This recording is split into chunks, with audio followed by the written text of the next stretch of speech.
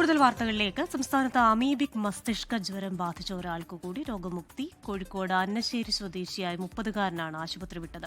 നിലവിൽ 10 പേരാണ് കോഴിക്കോട് മെഡിക്കൽ കോളേജിൽ ചികിത്സയിൽ കഴിയുന്നത്. വിവരങ്ങളുമായി കോഴിക്കോട് നിന്ന് മിഥില ബാലനാണ് ചേരുന്നത്. Mithila, good morning.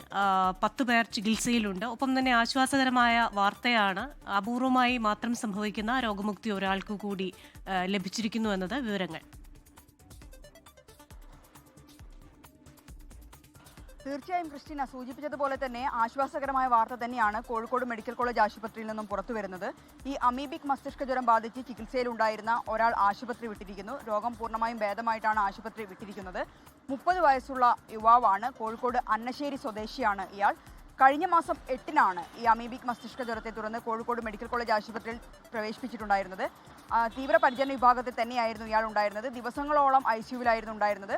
പിന്നീട് പതിയെ വാർഡിലേക്ക് മാറ്റി. ഇപ്പോൾ ഏറ്റവും ഒടുവിൽ ആശുപത്രി വിട്ടിരിക്കുന്നു. നിലവിൽ ഇപ്പോൾ 10 പേരാണ് കോഴിക്കോട് മെഡിക്കൽ കോളേജ് ആശുപത്രിയിൽ മാത്രം ചികിത്സയിലുള്ളത്. എന്നാൽ ആശ്വാസം എന്ന് പറയട്ടെ, ഒരാളുടെയും നില ഗുരുതരമല്ല എന്ന വിവരം തന്നെയാണ് ആശുപത്രിയിൽ നിന്നും ഇന്ന് രാവിലെ ലഭിച്ചിട്ടുള്ളത്. ഇതിൽ 3 പേർ കുട്ടികളാണ്. അടുത്തിടെ കഴിഞ്ഞ ഒരു മാസത്തിനിടെ 6 പേരാണ് കോഴിക്കോട് മെഡിക്കൽ കോളേജ് ആശുപത്രിയിൽ ഈ അമീബിക് മസ്തിഷ്ക ജ്വരം ബാധിച്ച് മരിച്ചിട്ടുണ്ടായിരുന്നത്.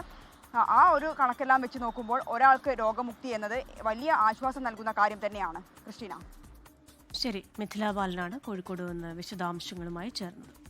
ലോകത്തെവിടെയായാലും ഏത് സമയത്തും 24 വാർത്തകളും ഓഗ്മെന്റഡ് റിയാലിറ്റി പാക്കേജുകളും എക്സ്പ്ലെയിനറുകളും വിശദമായി കാണാൻ ഞങ്ങളുടെ യൂട്യൂബ് ചാനൽ നിങ്ങൾക്ക് സബ്സ്ക്രൈബ് ചെയ്യാം.